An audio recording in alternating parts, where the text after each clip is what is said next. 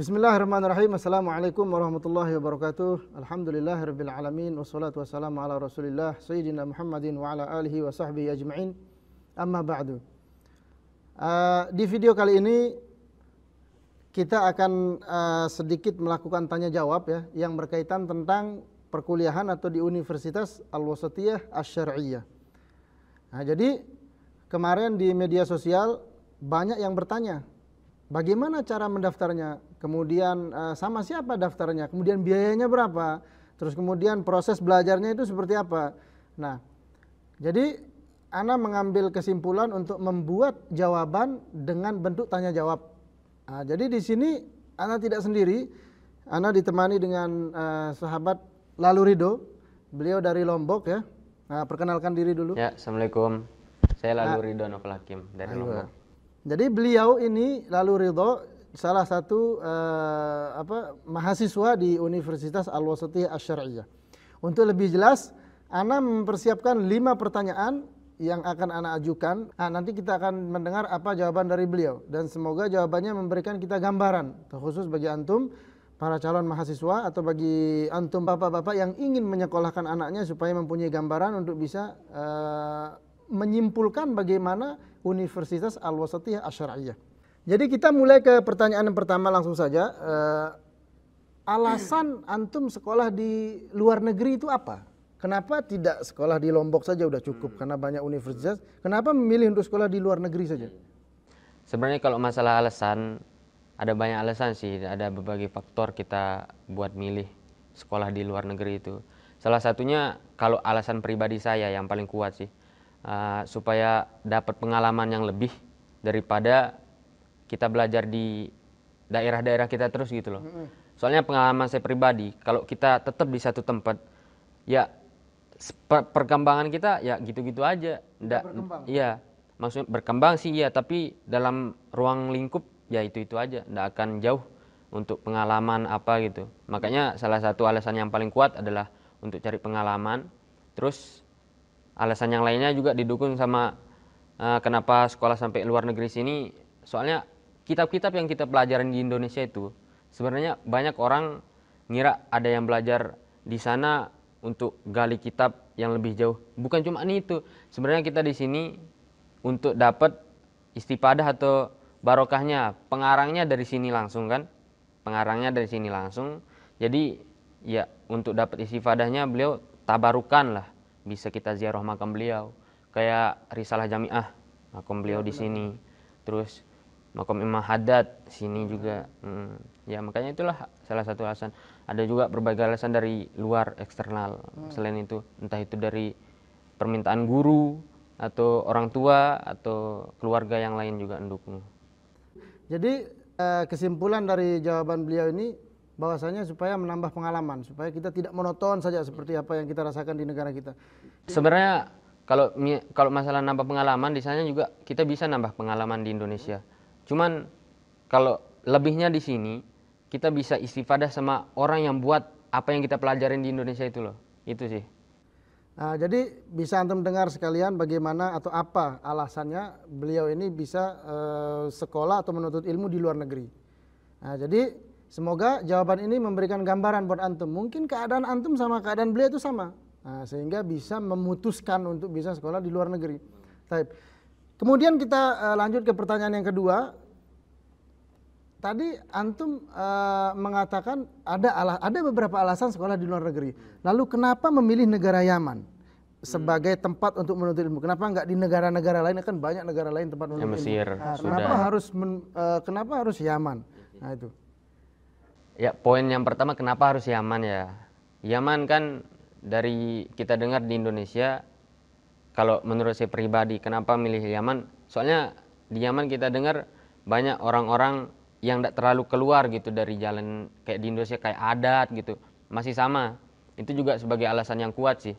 Supaya ketika kita misalnya udah dapat apa yang kita cari di sini, pulang di Indonesia jadi tidak sulit. Jadi lebih mudah untuk bisa terjun ke masyarakat lah gitu. Selain dari itu juga, kenapa pilih Yaman? Ya saran dari guru sih. Saran dari guru. Kebetulan guru-guru di pondok banyak yang lulusan Yaman juga. ya kita sebagai murid ya ikut pesan-pesan guru aja sih, sama dukungan dari orang tua.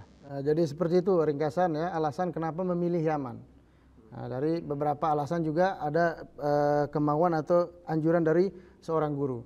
Nah, karena kita ketahui guru itu tahu di mana tempat kita cocok untuk menuntut ilmu. Kemudian pertanyaan yang ketiga, antum sekolah di luar negeri, lalu memilih Yaman. Lalu mengapa, anak ingin tahu apa alasan antum memilih Universitas Al-Wasatiyah sebagai tempat untuk menuntut ilmu? Kenapa enggak di Al-Ahqaf? Kenapa enggak di Darul Mustafa? Kenapa enggak di Ribat Tarim? Banyak tempat menuntut ilmu. Kenapa memilih Universitas Al-Wasatiyah Asy'ariyah? Oke, jadi alasan lagi ya. Iya. Alasan kenapa milih Universitas Al-Wasatiyah.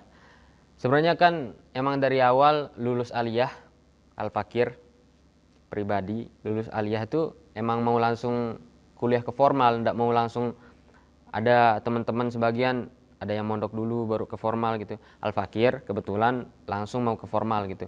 Jadi nyari channel di Yaman, mana sih yang buka Ahqaf, Universitas Al-Wasatiyah. Terus selain itu pondok semua. Jadi mau ndak mau antara dua ini. Nah, kebetulan pas daftar itu kenapa ndak jadi Al-Ahqaf? Aslinya banyak, ada 3 pilihan di sana, antara mau masuk Al-Ahqaf atau mau masuk Universitas Al-Wasatiyah atau masuk Markas Arabiyah di Ahqaf. Tapi pilihan pertamanya ya Universitas Al-Wasatiyah. Soalnya dianjurin sama guru pertama. Alasan kedua, jarang gitu. Ini baru, angkatan baru. Yang angkatan Al-Fakir sendiri ini angkatan pertama, jadi mau coba gitu. Biasanya angkatan yang pertama kalau udah berkembang universitasnya kan lebih Pasti melihat angkatan yang pertama. bener. Nah, dari itu ya milih Universitas Al-Wasatiyah sih. Nah, jadi kita bisa dengar kenapa beliau memilih Al-Wasatiyah ya. Nah, jadi selain alasan beliau juga kuliah ini mempunyai banyak keistimewaan. Nanti kita akan bahas di video kita yang lain. Kemudian pertanyaan selanjutnya, ini yang paling penting, yang menurut Ana yang paling penting dan yang paling sering ditanyakan oleh teman-teman. Berapa biaya antum sekolah atau menuntut ilmu dari Indonesia, dari awal mendaftar misalkan dari Indonesia sampai ke Yaman hingga belajar? Berapa kalau ditotalkan itu kira-kira berapa biayanya? Kalau masalah biaya kita emang bayarnya sekaligus gitu. Bukan kayak di Indonesia kuliahnya per SPP, per tahun, per semester gitu. Kita di sini enggak, sekali daftar langsung bayar full. Jadi kemarin aneh bayar tuh sekitar $4.200 untuk pemberangkatan, terus selama kuliah di sini 5 tahun. Kelas bahasanya 1 tahun, total kuliah semua 4 tahun. Jadi semuanya 5 tahun. Itu totalnya kalau dirupiahkan sekitar 60 jutaan. Sekitar 60 juta. Iya. 60 juta kalau kita hitung-hitung sekolah di luar negeri dari awal sampai akhir termasuk tidak terlalu mahal ya. Bisa kita katakan tidak terlalu mahal. Karena ini dari awal kita nggak perlu bayar-bayar lagi. Nah, jadi ini bayaran dari nol sampai kita wisuda kalau bisa kita katakan. Cuman kecuali bayar sakan. Bayar makannya di sini per bulan kita bayar cuman 10.000 rial. Itu kalau di Indonesia kan sekitar 200.000 ya. Itu untuk makan per Iya. bulan. Nah, jadi cuman itu tambahannya ya. Kita nggak mengatakan cuma, tapi kalau kita melihat dari pembelajaran, terus susahnya dari negara kita menurut negara Yaman, ngitung-ngitung Yaman ini salah satu Timur Tengah yang jauh yang dicari oleh orang, kita cuman ambil biaya sekitar 60 juta. Bisa kita katakan tidak terlalu mahal ya. Relatif murah lah. Relatif murah. Karena di tempat-tempat yang lain juga lebih dari itu. Berhitung juga bayaran bulanannya di sini cuma 200.000. 200.000. Di tempat yang lain tuh nggak mungkin 200.000. Itu lengkap, kita dikasih kasur, ranjang, kamar, hamam lengkap Listrik, semua. bebas, air. Listrik, air semua ditanggung. Nah, jadi makan ini- ditanggung. Jadi Cuma ini 200.000. merupakan suatu keistimewaan. Nah, alhamdulillah. Jadi pertanyaan selanjutnya ya supaya kita tidak membuang waktu. Yang ini juga tidak kalah penting. Banyak ditanyakan sama teman-teman kemarin di komen menanyakan bagaimana sistem pembelajaran di kuliah Al-Wasatiyah Asy'ariyah. Sistemnya bagaimana? Kalau masalah sistem ya, kita ngomong per semester aja ya, biar dirinciin gitu. Per semester kita masuk misalnya bulan Muharram, atau bulan Agustus lah gitu, masuk Agustus. Nah, di sana ujian akan diadakan 2 kali per semester. Ada ujian syahar. Ujian syahar ini kayak mid semester lah kalau di Indonesia, kalau masih aliyah gitu, masih SMA mid semester untuk pembukaan. Nah, kemudian kedua disusul sama semester akhir, ujian akhir semester gitu. Jadi 2 ujian selama 1 semester. Jadi kalau 1 tahun, 1 musim gitu, ya 4 semester berarti. Ujian saharnya 2 kali, ujian fasal namanya, ujian akhir semester itu 2 kali. Jadi kalau 1 tahun di sini itu nempuh 4 ujian semester. Dan 2 ujian akhir. Iya. Berarti kalau kita totalkan 6 ujian ya. Iya. 2 semester 2 semester. dan 4 semester. 4. Kemudian 2 ujian akhir. Mm-mm. Nah, jadi itu untuk 1 tahun ya. Jadi 1 tahun bisa kita simpulkan 6 ujian. Berarti 2 tahun sudah. Nah, jadi bisa kita jumlahkan. Nah, jadi seperti itu singkatnya sistem up. Jadi ini ada pertanyaan tambahan. Apakah di universitas ini mempunyai asrama apa enggak? Asrama kita disiapin alhamdulillah di sini. Beda sama universitas yang lain. Kalau di sini sama kita bandingkan sama kuliah teman kita, universitas teman-teman kita yang lain. Beliau di sana ada sakan khoritnya, ada sakan luarnya. Jadi istilahnya kayak ngekos lah gitu. Ngekos. Ya, kalau di sini kita enggak boleh. Bedanya Universitas Al-Wasatiyah sama universitas yang lain juga. Di sini kita disiapin asrama sama plus pondok. Jadi kalaupun kita berhenti kegiatan Kuliah. selesai kegiatan kuliah, kita akan langsung dialihin ke kegiatan pondok gitu. Asramanya ditanggung, terus semua maktabah apa semuanya ditanggung sama kuliah. Berarti kalau bahasa kita itu ngerangkep ya. Iya, benar. Pagi kuliah, Pagi malamnya. Jadi program ini sangat pondok. lengkap. Ini salah satu keistimewaan juga di Universitas Al-Wasatiyah Asy-Syari'iyah. Jadi mempunyai asrama yang mempunyai pondok sekaligus. Iya, benar. Bedanya yang menonjol itu sih.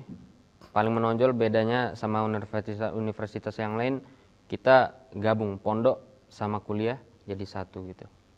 Nah, jadi sebelumnya ana ucapkan jazakumullah khair kepada narasumber ya, Lalu Ridho. Sekali lagi beliau dari Lombok.